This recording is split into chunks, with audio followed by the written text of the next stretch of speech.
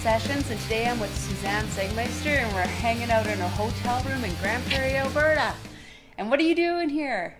I'm here actually photographing suicide survivors. Yeah, you got quite a story, so I guess that's part of where we'll go into it. Is what have you been doing since you turned 30?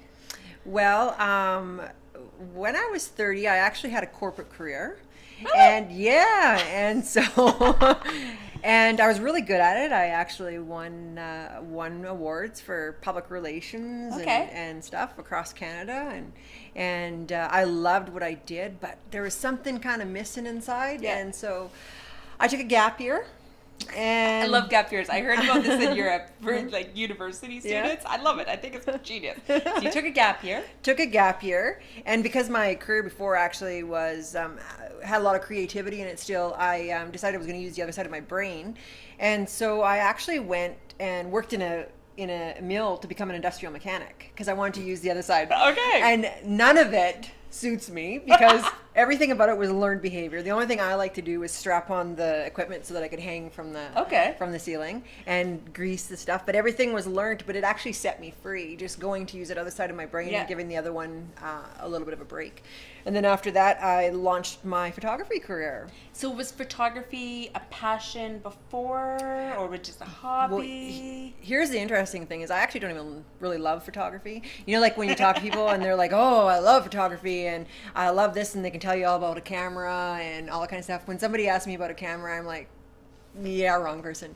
For me, it was actually the connection. Yeah. The connection that I had with people or sometimes with animals. And so I always had that growing up. Mm-hmm. I was always doing that. And then I started to do it a little bit more, and people would be like, hey, can you do this, like your images and stuff like that? And so I shot 35 mil, loved it. But there was a missing piece, and that was, unless you have somebody to develop your film back then that got where you were in your head when you shot that, it would miss it. So I kind of had left it behind until you started this industrial job.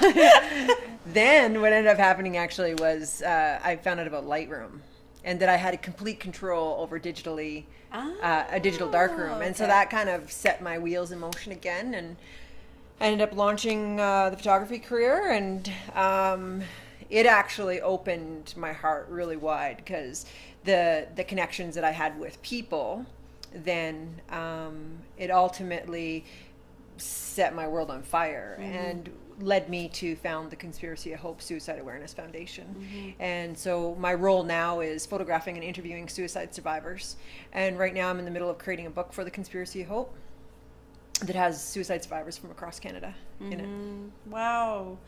So, kind of an office job to an industry job to, and I'm going to expand on your career. When you say career, this woman photographs rock stars, and not just families, and not just art, but that's when you say launch your career. That's kind of. Yeah. Would you say what made it explode?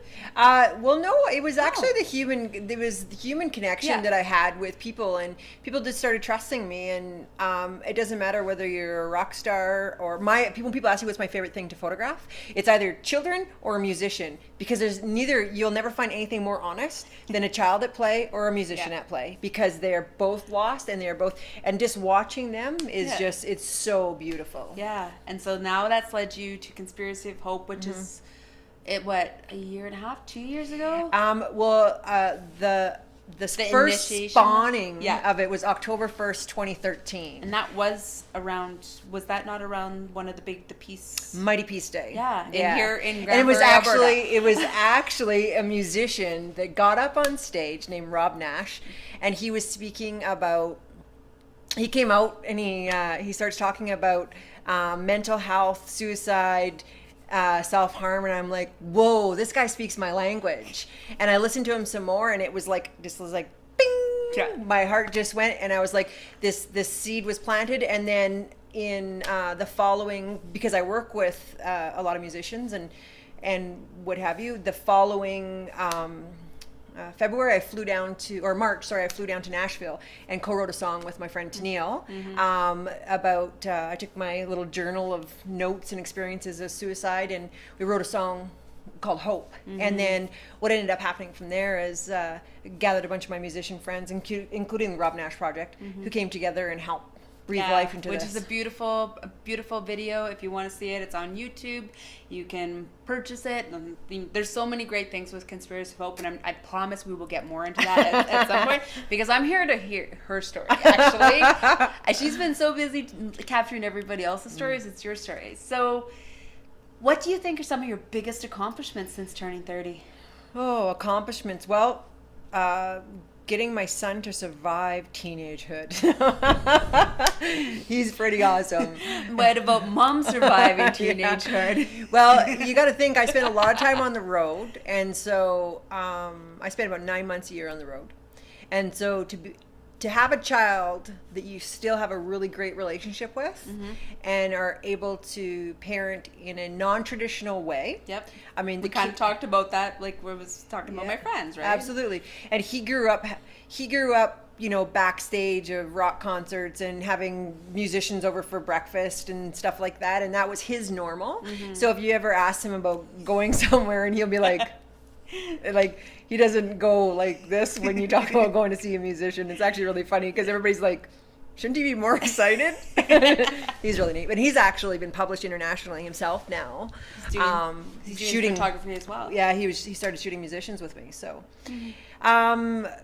really, I feel like an accomplishment was peeling back a bunch of layers that had kept me from living my life.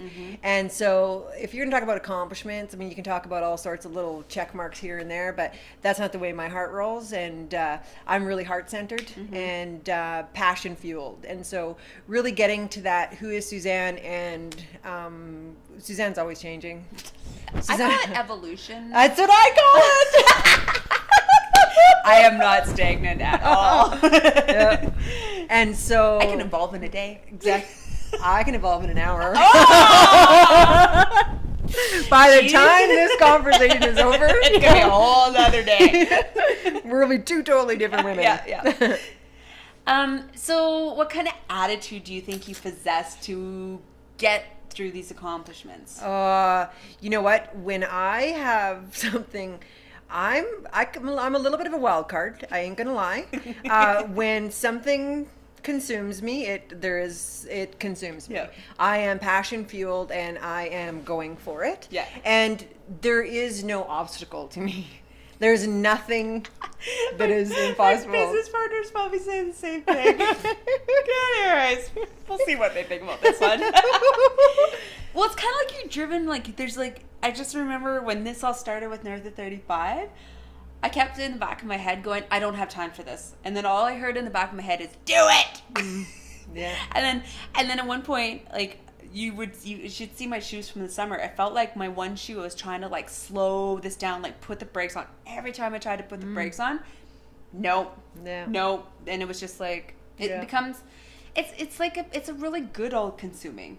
It's a positive all consuming. Absolutely it is. And for me, being purpose driven is a really important part of my life, because I just really, I actually have this debt I feel that I owe the world that kind of gave me back my life too. So I will continue probably to the day I die, just trying to repay that debt. I have a deep gratitude for people who pulled me out of the dark, because I myself was in a pretty dark place too before. You're alive. Yes, and you're absolutely. living every day now. Yeah.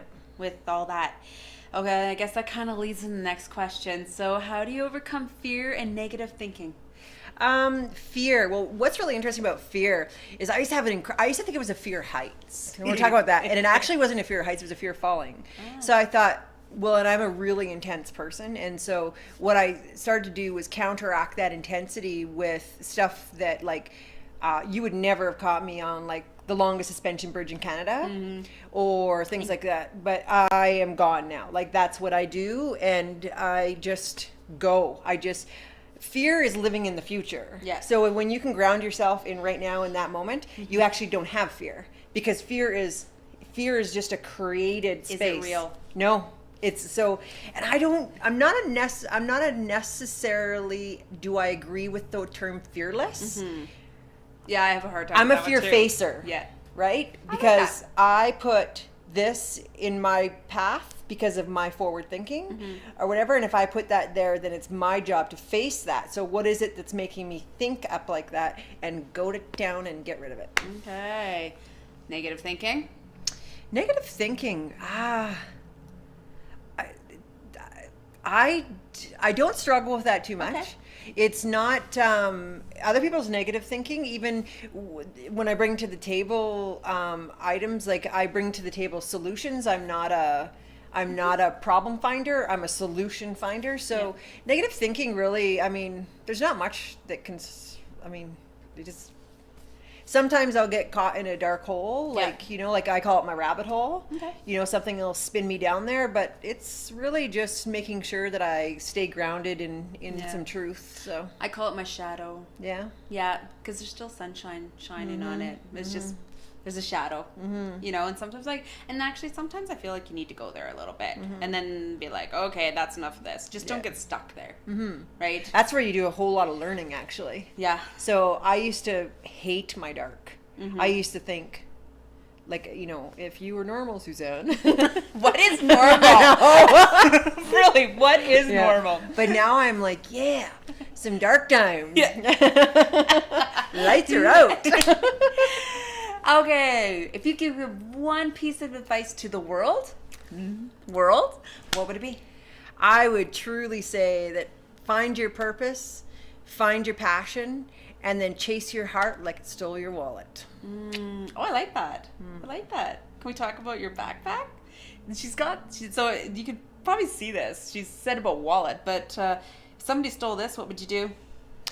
This would be a tough one. I don't have very much of a materialistic thing, like, you know, whatever, but this guy's got a lot of memories in it. Yeah. And he's, every patch there's a memory that's kind of attached to it about someone who's trusted me with their photography and what have you. So there's a lot of meaningful stuff in there, and there's a lot of things that... She's even got a little, not all those who wander are lost. It's so true. I used to say, no, I've never seen that. So, like, even this has a story, and you know, whether it's got a value or it doesn't have a value, it's in your heart, and there's so much that goes into it, right? She's got a lot of miles on it. There's patches everywhere. Backpack. Okay, one last question. Future plans. Future plans. Really, I'm an evolver. I don't have one of those things where I'm like, here, but I do have a big vision for the Conspiracy of Hope. Okay. And for I haven't spoken that out loud yet. Okay. But just truly to continue on with my purpose, which is I believe it's actually interesting because my last name, when I think about all these stories that I've been able to gather across Canada so far, and what have you, and my last name means storyteller in German. And so sometimes I wonder if that was a manifestation of itself, but I just want to continue being able to provide people who trust me with their stories a platform to be heard, and in whatever role that takes on. And so I just want to continue on this purpose-driven life. Yeah. Wow. Well, thank you so much, and thank you, Backpack.